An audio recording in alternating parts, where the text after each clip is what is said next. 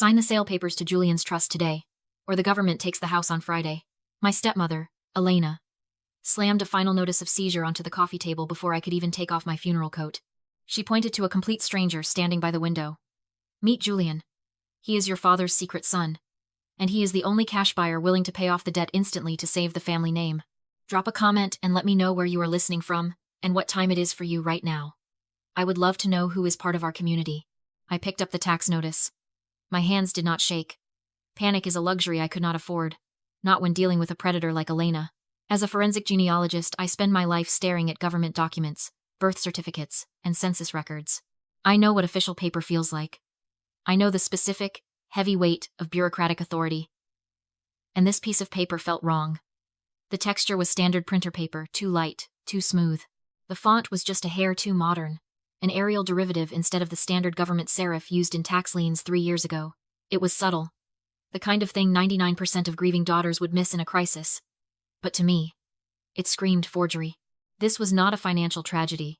It was a manufactured crisis designed to force a rush sale before I could look at the books. But I did not say that. If I exposed her right then, she would pivot. She would claim I was being cold, that I cared more about technicalities than my father's final wish to care for his son. She would use my logic as proof of my heartlessness. So I played the role she had written for me. I let my shoulders slump. I let my voice tremble just enough to sound broken. I looked up at her, tears welling in my eyes but not falling.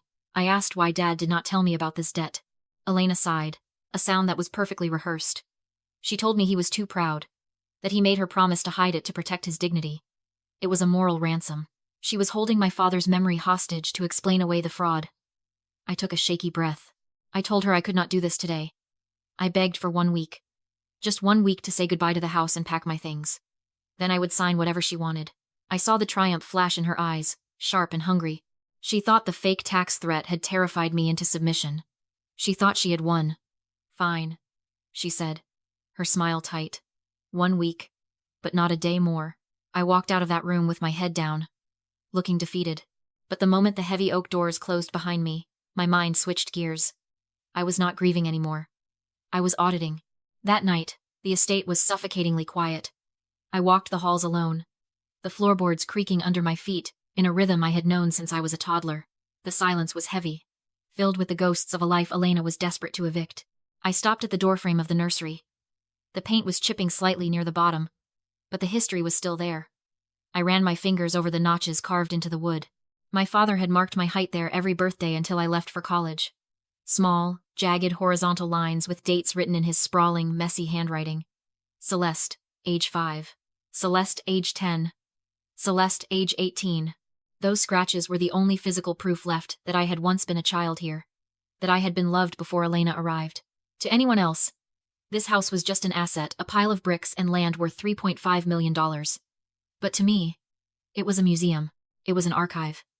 It was the only place on earth that still held the memory of my biological mother. Elena did not just want to sell a house. She wanted to liquidate a legacy. She wanted to turn these memories into cold, hard cash to fund a new life with her secret son. She wanted to sand down these doorframes, paint over the marks, and erase the proof that I had ever existed in this family. The realization hit me harder than the grief. This was not just theft. It was revisionist history. I stood in the dark hallway, my hands still covering the mark from my 10th birthday, and I made a vow to the house itself. I am not fighting for assets. I am fighting against the erasure of my father's legacy. And I will not let them take you. I bypassed my father's study. Elena would have sanitized that room first, shredding anything incriminating. Instead, I went up to the attic. It was hot, dusty, and filled with the kind of detritus people forget they own. This was where the real history lived. I spent hours digging through boxes of tax returns from the 90s, ignoring the spiders and the heat. I was looking for a pattern, an anomaly, anything that did not fit the narrative. And then, I found it. A crumb. It was a box of canceled personal checks from 1995. My father was meticulous with his records. I flipped through them until I saw a series of checks written to a specific hospital in a remote rural county. The memo line read simply, "Medical expenses, Elena." This was impossible. Elena claimed she had not met my father until 2005. Why was he paying her medical bills 10 years earlier? And why in a county 3 hours away? As I dug deeper into the correspondence box next to it, I found the answer to a question that had haunted me for years. Why did Dad stop calling? I found letters from his old accountant, unopened. Letters from his friends, intercepted. And draft letters from him to me, complaining that I never reached out. The triangulation trap. I sat on the dusty floor, realizing the scope of her operation. Elena had not just stolen his money. She had stolen his reality. She had intercepted his mail, filtered his calls, and fed him a steady diet of lies that everyone had abandoned him but her.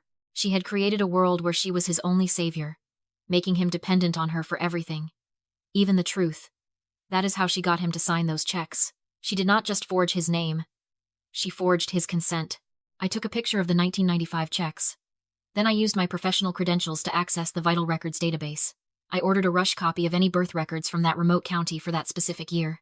While I waited for the records, I turned my attention to the immediate threat. The tax lien. I called the county assessor's office directly. The woman on the phone sounded bored until I gave her the parcel number. She confirmed that the property taxes on the estate were paid in full. There was no lien. There was no seizure notice. I thanked her and hung up, a cold smile touching my lips. The notice was a complete forgery. Next, I traced the Heritage Restoration LLC that my father had supposedly paid $1.2 million to over the last 5 years. Elena claimed it was for essential repairs to the foundation and roof. But looking around, I saw peeling paint and water stains. No work had been done. I pulled the public business filings for the LLC. The registered agent was not a contractor. It was Julian. The address was a post office box in a strip mall. It was not child support. It was not renovation. It was embezzlement. Pure and simple. For 5 years, Elena had been draining my father's accounts, funneling the money to her son through fake invoices for work that never happened, and she had convinced my father to sign the checks. The courier arrived 2 days later, with a certified envelope. My hands felt cold as I opened it. It was the long-form birth certificate from that rural county. I scanned the document, my eyes landing on the names. Mother: Elena Vance. Father: unknown. Date of birth: November 12, 1995. The name on the certificate was not Julian. It was a different name. But the date matched perfectly with the checks. Julian was not Charles's son. He was Elena's son from a teenage pregnancy she had hidden from everyone. She had not brought him home to connect with his father. She had brought him home to steal the last of the money. The DNA test she had flashed at the funeral was a prop. The story about my father's dying wish was a lie. This was not an inheritance dispute anymore. This was grand larceny and fraud. I compiled the dossier.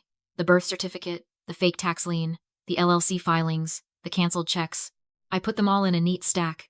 The trap was set. The week was up. Elena wasted no time. She hosted a lavish memorial gala at the estate. She called it a tribute to my father. But everyone in the room knew what it really was. A victory lap. A signing ceremony. The curved driveway was filled with luxury cars. Lawyers, business partners, and the cash buyer, a tech mogul associate of Julian's, were all there, circling like sharks in tuxedos. The champagne was flowing, and the air smelled of expensive lilies and anticipation. Elena stood on a raised platform in the ballroom, looking every inch the grieving but noble widow. She gave a tearful speech about saving the family honor, about making hard choices to pay off my father's secret debts. The crowd ate it up. Then, she gestured to me. She announced that I would sign the deed transfer, honoring my father's final request to care for his son. She held out the pen and the microphone. The room went silent. All eyes were on me. I stepped up onto the platform.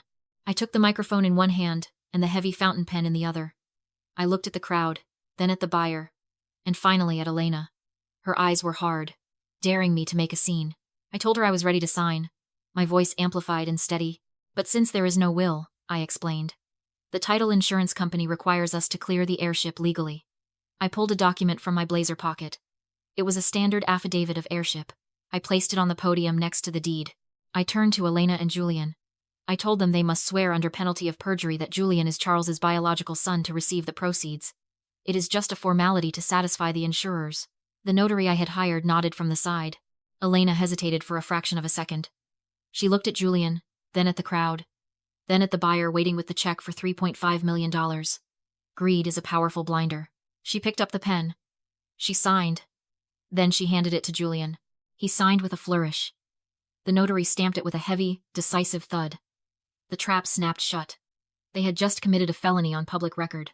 As soon as the notary's stamp hit the paper, I signaled the AV technician. The image on the massive projector screen behind us changed. The tribute photo of my father vanished. In its place, a high-definition scan of a document appeared. It was the long-form birth certificate. The name Elena Vance glowed in high definition next to the word mother. The father field was blank. The date of birth was 1995. A ripple of confusion went through the crowd. Then the slide changed again. The real tax records, showing a zero balance. Then the fake invoices from Heritage Restoration LLC displayed side by side with Julian's business filing. I turned back to the microphone. "You did not find a son, Elena," I said, my voice cutting through the murmurs like a scalpel. "You hired your own child to rob my father." I dissected the fraud calmly, point by point. The fake renovations, the forged tax lien, the years of embezzlement. I watched the color drain from her face. She looked like she was aging 10 years in 10 seconds. She tried to grab the microphone, but I stepped back. "You wanted a legacy," I said to the silent room. "Here it is." The police, who had been waiting in the wings for the signal of perjury, stepped forward. The handcuffs clicked on Elena's wrists first. Then they took Julian. Megan, my stepsister, stood frozen in the crowd, watching her future evaporate. The guests were silent, horrified. This was not a gala anymore. It was a crime scene. The sirens faded into the distance. The last of the guests and the fraudulent buyer had fled, eager to distance themselves from the scandal. I stood alone in the center of the ballroom, then turned and walked to my father's study. The house was quiet.